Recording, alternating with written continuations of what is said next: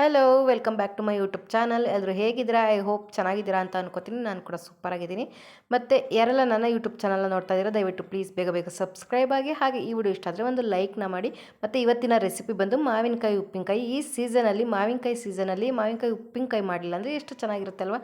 So ಹೇಗೆ ಮಾಡೋದು ಅಂತೇಳಿ ನೋಡೋಣ ಬನ್ನಿ. ಮೊದಲಿಗೆ ನಾನಿಲ್ಲಿ ಮಾವಿನಕಾಯಿನ ಚಿಕ್ಕ ಚಿಕ್ಕದಾಗಿ ಕಟ್ ಮಾಡಿ ಇಟ್ಕೊಂಡಿದ್ದೀನಿ. ಮತ್ತು ಖಾರದ ಪುಡಿ, ಸ್ವಲ್ಪ ಹಿಂಗು, ಹಾಗೆ ಉಪ್ಪು ಬೇಕೇ ಬೇಕು, ಇಂಪಾರ್ಟೆಂಟು. ಹಾಗೆ ಬೆಳ್ಳುಳ್ಳಿನ ಚಿಕ್ಕ ಚಿಕ್ಕದಾಗಿ ಕಟ್ ಮಾಡಿ ಇಟ್ಕೊಂಡಿದ್ದೀನಿ. ಹಾಗೆ ಸಾಸಿವೆ ಮತ್ತು ಸ್ವಲ್ಪ ಮೆಂತ್ಯ. ಮತ್ತು ಇವಾಗ ಹೇಗೆ ಮಾಡೋದು ಅಂತ ಹೇಳಿ ನೋಡೋಣ ಬನ್ನಿ.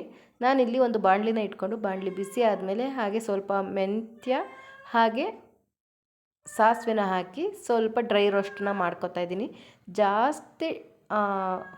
ಜಾಸ್ತಿ ಫ್ಲೇಮ್ ಇಟ್ಕೊಳಕ್ಕೆ ಹೋಗಬಾರ್ದು, ಕಡಿಮೆ ಊರಿನಲ್ಲಿ ಚಿಟಪಟ ಅನ್ನೋವಷ್ಟು ಮಾಡಿಕೊಂಡ್ರೆ.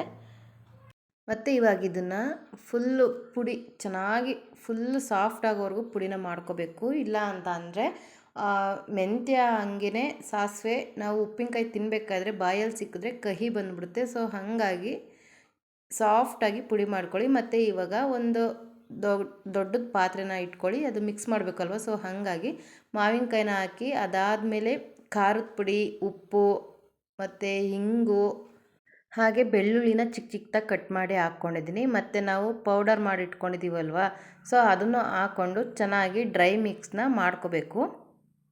ಮತ್ತು ಇವಾಗ ನಾವು ಒಗ್ಗರಣೆ ಮಾಡ್ಕೋಬೇಕು. ಸೊ ಒಗ್ಗರಣೆಗೆ ಏನೇನು ಬೇಕು ಅಂತ ಹೇಳಿ ನೋಡೋಣ.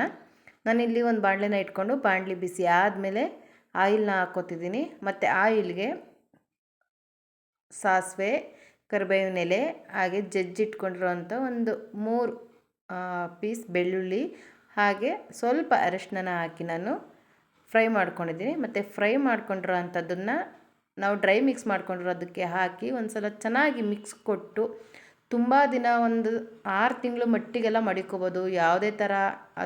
ಯಾವುದೇ ರೀತಿ ಇದು ಹಾಳಾಗೋದಿಲ್ಲ. ಸೊ ಹಾಗಾಗಿ ಅದು ಮಾಡೋ ರೀತಿ ಗೊತ್ತಿದ್ದರೆ ಎಷ್ಟು ಬೇಕೋ ಅಷ್ಟನ್ನು ಹಾಕಿದ್ರೆ ಯಾವುದೇ ರೀತಿ ಹಾಳಾಗೋದಿಲ್ಲ. ನೆಕ್ಸ್ಟ್ ವಿಡಿಯೋದಲ್ಲಿ ಸಿಗೋಣ. ಬಾಯ್.